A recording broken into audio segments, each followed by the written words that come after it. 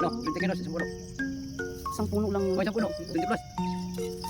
Yun hindi naman nakakalason yan. Hindi, ito mas nakakasarap sa bilinoy.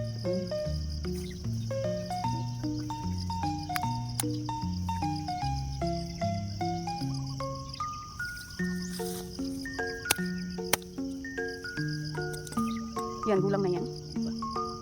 Pagbat mo nito, ikat mo dyan, ganyan. Yan, ito.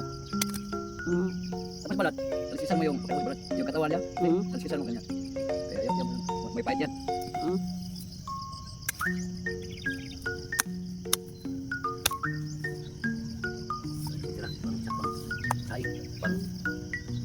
Yan lang yung maliliit.